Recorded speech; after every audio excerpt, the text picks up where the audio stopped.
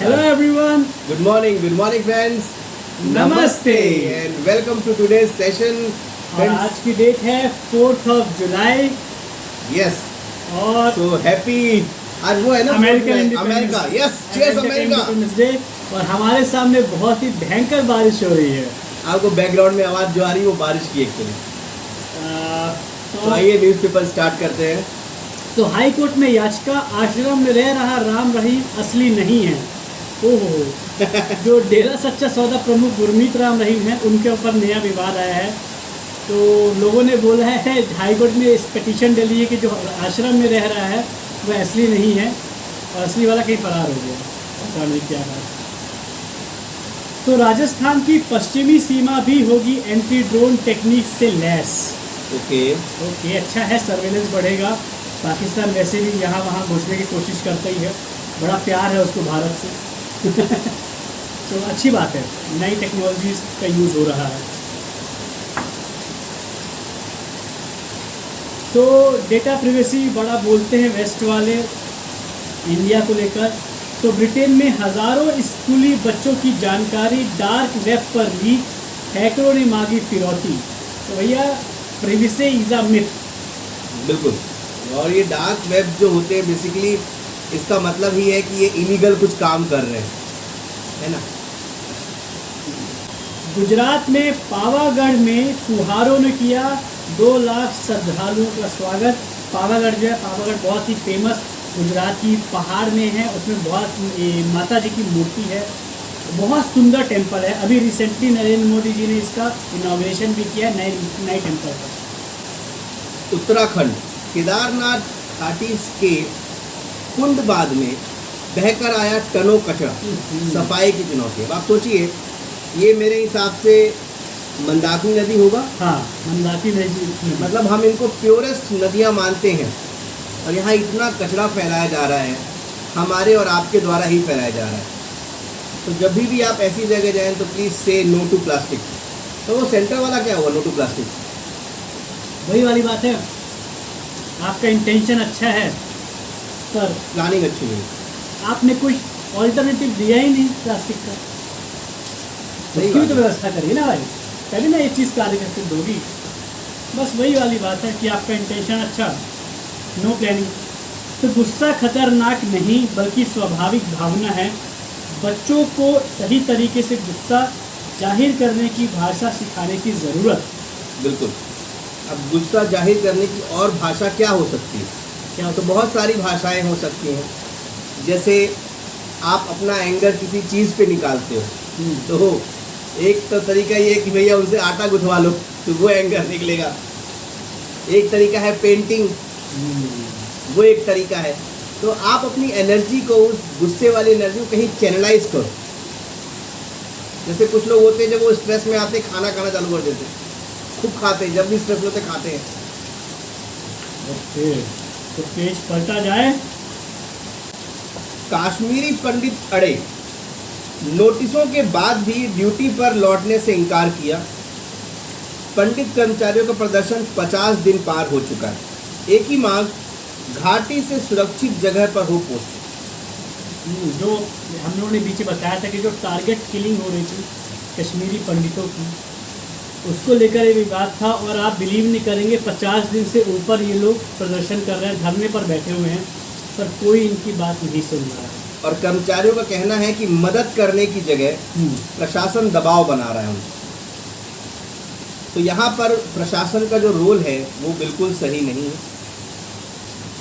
अवसाद यानी एंजाइटी खत्म करने वाली दवाओं से लोगों की याददाश्त कमज़ोर हो रही है. छोटे उम्र के बच्चों में, किशोरों में, टीनेजर्स में डिमेंशिया की प्रॉब्लम आ रही है. देखिए बेसिकली और तो कोई दवाई होती नहीं है. ब्रेन को सुस्त करने की गोली दी जाती है ताकि उसकी एक्टिविटी लो हो सके. अब आप लगातार अगर वो चीज़ खाएंगे तो साइड इफ़ेक्ट्स तो आएंगे ही. और उसका वन ऑफ एक साइड इफ़ेक्ट है डिमेंशिया. डेनमार्क में टेंट सिटी फेस्टिवल मनाने पहुंचे 1,30,000 लोग. इससे ज़्यादा तो हमारे यहाँ भी टेंट सिटी होती है हर साल प्रयागराज में. और एक दो जगह और होती हैं हर साल माघ का मेला इसे माघ कहा मेला। जाता है, माघ मेला। वहाँ पर मेरे को लगता है कि इससे ज़्यादा ही लोग आते होंगे। कन्हैया हत्याकांड का असर, वीकेंड पर उदयपुर के होटलों में एक भी बुकिंग नहीं, पर्यटन इंडस्ट्री को रोजाना 10 करोड़ का नुकसान। वीकेंड पर जो होटलों में नो रूम की स्थिति हुआ करती थी, आज वो खाली पड़े हैं। तो इसीलिए भैया जो बोलते हैं लॉ एंड ऑर्डर कहाँ असर करता है, यहाँ असर करता है। अब पता चलेगा, क्योंकि कोई भी चीज़ का ना एक इम्पैक्ट नहीं होते, उसके पैरेलल कई सारे इम्पैक्ट होते हैं। भले ही वो धीरे धीरे समझ में आए, बट समझ में तो आएंगे।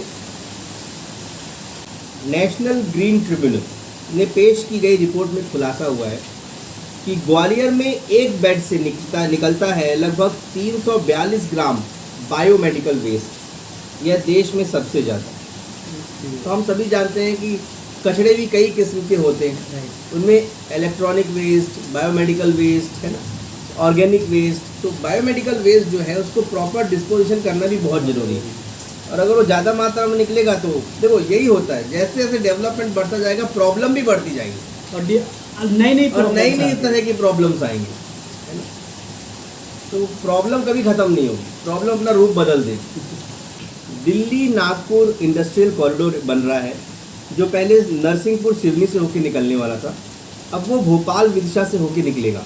इसका रीज़न है कि कान्हा और पेंच नेशनल पार्क पीछे पड़ रहे थे पहले, बट अब उनको उनके बीच से नहीं निकलेगा, इसीलिए उनको बचाने के लिए, नेशनल पार्क को बचाने के लिए अब ये विदिशा और भोपाल से गुजरेगा। बिल्कुल। और कहीं ना कहीं अगर ये कॉरिडोर बनता है तो इससे इंडस्ट्रीज और कॉमर्शलाइजेशन को बहुत फ़ायदा होगा। और अच्छी बात है, नेचर भी बच रहा है। तो ये तो हमारे जो ट्रांसपोर्ट मिनिस्टर नितिन गडकरी जी तो बहुत अच्छा काम कर रहे हैं, वो transport minister as a transport minister. दोस्तों एक बहुत अच्छी न्यूज़ आई है, एयर इंडिया में इंटरव्यू था, तो इंडिगो के इतने कर्मचारी लीव पर गए, मेडिकल लीव पर, कि उनकी 55% जो फ्लाइट्स हैं वो लेट हुई। और ये कर्मचारी कहाँ गए छुट्टी लेकर के? एयर इंडिया में इंटरव्यू देने। अरे बाप रे, बहुत बढ़िया। तो इंटरनेट यूजर्स को नफरत फैलाने की छूट नहीं दे सकेंगे सोशल मीडिया प्लेटफॉर्म्स। देश में हेट स्पीच के खिलाफ कड़ा कानून बनाने की तैयारी में है सरकार। सोशल मीडिया में बहुत सारे ऐसे हेट मैसेजेस आते हैं जिसके कारण से लोगों के बीच जो भाईचारे की भावना है वो खत्म होती है। न्यूज़ को, छोटी न्यूज़ को बड़े तरीके से घुमा फिरा के बताया जाता है।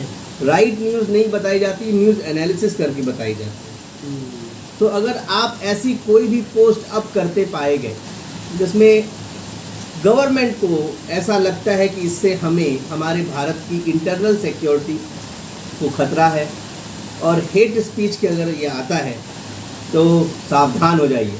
और एक चीज़ और है कि जो ट्विटर यूज़ करते हैं, पहले लिखते थे कि आरटी इज़ नॉट एंडोर्समेंट, मतलब हम अगर रिट्वीट कर रहे हैं कोई चीज़, हम इंडोर्स नहीं कर रहे हैं। अगर आप वहाँ पे लिखे हैं, बट गवर्नमेंट ने कहा आपकी लिख देने बस से कुछ नहीं हो जाता। अगर आप कोई चीज़ रीट्वीट कर रहे हैं तो इंडोर्समेंट है, जैसे फेसबुक उसको शेयर बोलते हैं, तो भैया आपके आप सपोर्ट कर रहे हैं, हाँ, सपोर्ट कर रहे हैं। तो आपके लिखने से कुछ नहीं होता कि आरटी इज नॉट एंडोर्समेंट। तो भैया आप सोच समझ के सपोर्ट करें चीज़ों को, नहीं तो गवर्नमेंट सपोर्ट कर देगी आपको।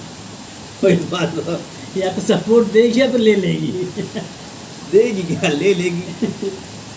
बाकी कंट्रीज में पहले से ही हेट स्पीच की परिभाषा तय है, क्योंकि देखिए हमें ये चीज़ समझना पड़ेगा कि चीज़ें बहुत तेज़ी से बदल रही हैं, बहुत तेज़ी से। आज इंटरनेट एक हमारे लाइफ का अहम हिस्सा बन गया है, एक नेसेसिटी बन गई है। तो उसके साथ हमें कुछ रूल्स रेगुलेशंस को लाने ही पड़ेंगे ताकि उसका मिसयूज़ ना हो। दोस्तों उम्मीद करते हैं आज का न्यूज़ आपको अच्छा लगा होगा, और अगर अच्छा लगा है तो प्लीज़ हमें कमेंट करके बताएं। हमारे चैनल को सब्सक्राइब करें, इस वीडियो को लाइक करें और अपने दोस्तों के साथ शेयर करें। So with this, thank you so much. Have a great day. Namaste.